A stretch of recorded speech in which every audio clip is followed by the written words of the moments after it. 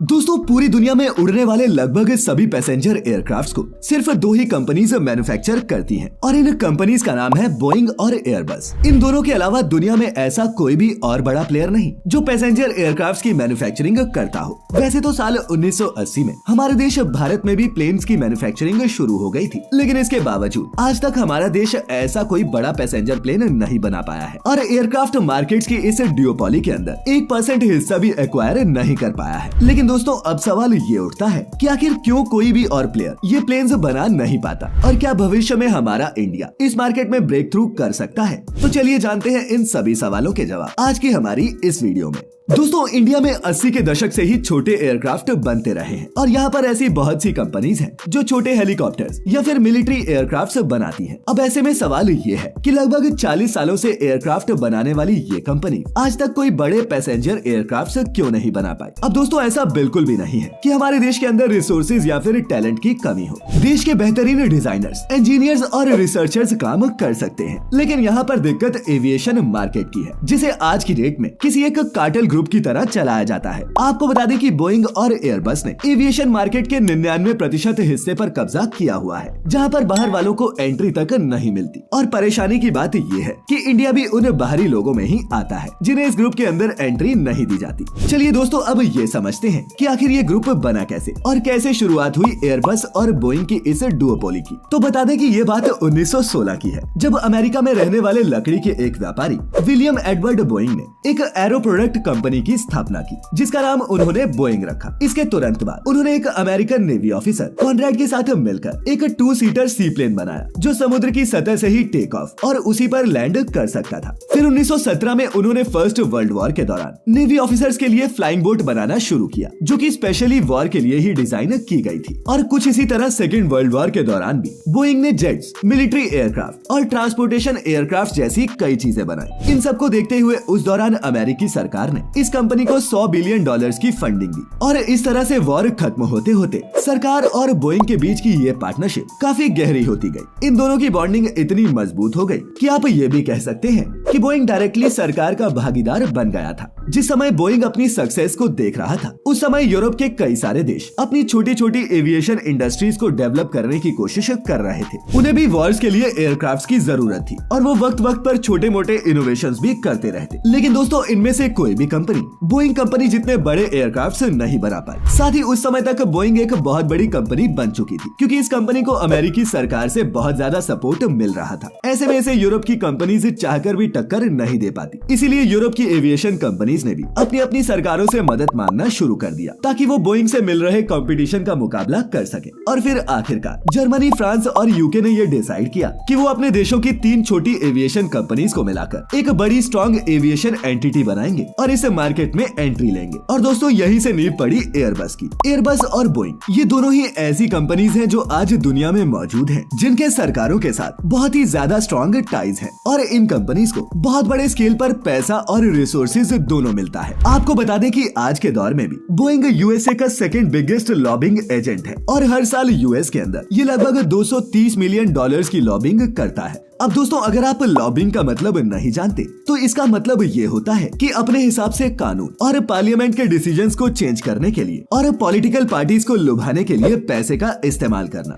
आपको बता दें कि यूएसए जैसे देश में लॉबिंग को लीगल माना जाता है। अब दोस्तों ये कंपनीज अपनी सरकारों के साथ टाइज का इस्तेमाल न सिर्फ इंडिया लेकिन दुनिया भर के कई देशों और उनकी एविएशन कंपनीज को दबाने के लिए भी करती है। ये किसी भी नए प्लेयर को मार्केट में एंट्री करने से रोकते हैं। तो चलिए दोस्तों जानते हैं एक एक करके उन तरीकों के बारे में जिनसे ये कंपनीज बाकी की कंपनीज को एविएशन मार्केट में एंट्री नहीं करने देती। पहला है प्लेन डेवलपमेंट कॉस्ट। अब दोस्तों ये तो बहुत ऑब्वियस है कि प्लेन बनाना कोई सस्ता काम नहीं, लेकिन स्पेशली अगर हम पैसेंजर सेगमेंट्स के प्लेन की बात करें तो इन जेटलाइनर्स को डेवलप करना बहुत ही ज्यादा महंगा होता है। आपको बता दें कि एक एवरेज प्लेन को बनाने के लिए लगभग 10 से 15 बिलियन डॉलर्स की कॉस्ट आती है। वहीं अगर हम सबसे मॉडर्न 838 ड्रीमलाइनर जैसे प्लेन्स की बात करें तो इनके डेवलपमेंट में $20 बिलियन से भी ऊपर की स्पेंडिंग हुई है। और दोस्तों ये तो सिर्फ रजिस्ट्रेशन और प्लेन की डेवलपमेंट कॉस्ट है। इसके बाद में टेस्टिंग, अप्रूवल, मैन्युफैक्चरिंग यूनिट्स को बनाना, टेक्नोलॉजीज का रिसोर्स एलोकेशन करना, इन सबको मिलाकर ये कहा जा सकता है कि एक प्लेन को जीरो से लेकर कमर्शियली अवेलेबल बनाने तक किसी भी कंपनी को 30 से 35 बिलियन डॉलर्स की रकम खर्च करनी पड़ती है और कई बार कुछ फैक्टर्स की वजह से ये कॉस्ट बढ़ भी सकती है। वही दोस्तों इसका दूसरा कारण है ये ग्रोथ। जी हाँ, एयरबस और इससे भी ज्यादा बोइंग, इन दोनों कंपनीज के पास अपनी अपनी सरकारें पॉकेट में है और यहाँ तक कि इन कंपनीज के पास एविएशन गाइडलाइंस और प्लेन्स की क्वालिटी को चेक करने वाली ऑर्गेनाइजेशंस जैसे कि FAA यानी कि फेडरल एविएशन एडमिनिस्ट्रेशन और EASA यानी कि यूरोपियन एविएशन सेफ्टी एजेंसी का भी पूरा सपोर्ट हासिल है। इसीलिए वो इनका इस्तेमाल करते हुए जब चाहे कई सारी रिस्ट्रिक्शंस और कानूनों को चेंज कर सकते हैं।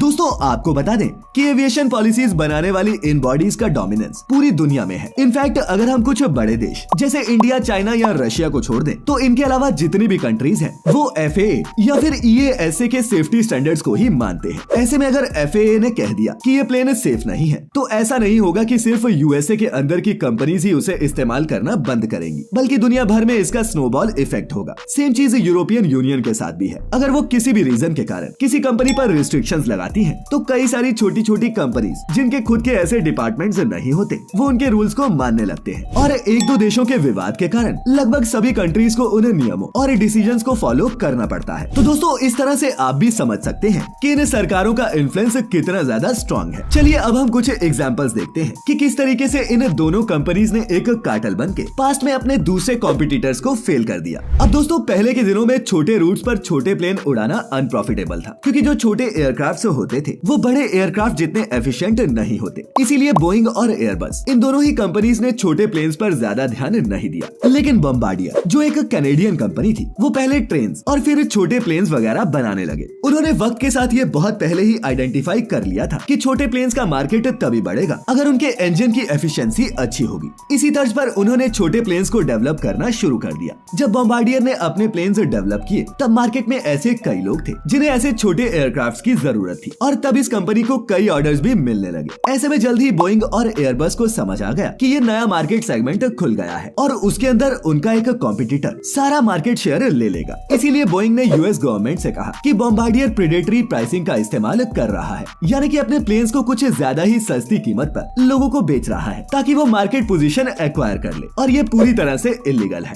दोस्तों यही वजह रही कि US गवर्नमेंट ने बॉम्बार्डियर पर 80% इम्पोर्ट टैक्स लगाने की बजाय 300% का इम्पोर्ट टैक्स लगा दिया, जिसके कारण बॉम्बार्डियर ने जितने पैसे डेवलपमेंट में लगाए थे वो सारा पैसा वेस्ट हो गया, ऑर्डर्स आना कम हो गए और ये कंपनी ऑलमोस्ट डूबने की कगार पर आ गई। लेकिन इसी दौरान एयरबस ने इस प्रोजेक्ट के अंदर 51% स्टेक्स को खरीद लिया और बाद में नॉमिनल मैन्युफैक्चरिंग US में ही शुरू करते हुए उन्होंने इस सीरीज को बचा लिया। इस तरह से बॉम्बार्डियर का ये प्रोजेक्ट तो बच गया, लेकिन ये प्रोजेक्ट पूरी तरह से डुओपोली वाली इन कंपनीज में से एक के हाथ चला गया और इस तरह मार्केट में जो एक नया प्लेयर आने वाला था वो मार्केट में एंट्री ही नहीं कर सका। वहीं दोस्तों इसका एक और एग्जांपल हमें चाइना की कोमैक कंपनी के साथ देखने को मिला। इस कंपनी ने 2 पैसेंजर जेट्स बनाए थे। 10 साल से भी ज्यादा की डेवलपमेंट में इन प्लेन्स को काफी ज्यादा टेस्ट किया गया, इन्हें कई रूट्स पर चलाया गया और इनसे काफी अच्छा रिस्पॉन्स भी मिला। लेकिन फिर कुछ एविएशन एक्सपर्ट्स ने इन प्लेन्स की सेफ्टी पर सवाल उठाए, जिसकी वजह से 7 साल के कमर्शियल फ्लाइट्स ऑपरेशंस होने के बावजूद आज तक ये कंपनी सिर्फ 20 ही प्लेन्स बेच पाई है, और वो भी सिर्फ कुछ चाइना की ही सरकारी एयरलाइंस को। जानकारी के लिए बता दें कि FAA और यूरोपियन यूनियन ने कई बार इस प्लेन को रेगुलेशंस पास होने से रोका है, जिस कारण इंटरनेशनल मार्केट में ये कंपनी अपने प्लेन्स नहीं बेच पाई। वहीं अगर हम एक टेक्निकल पर्सपेक्टिव से देखें तो बोइंग एयरबस के प्लेन्स में और इस कोमैक कंपनी के प्लेन्स में ज्यादा फर्क नजर नहीं आता। लेकिन दोस्तों पैसे और पावर के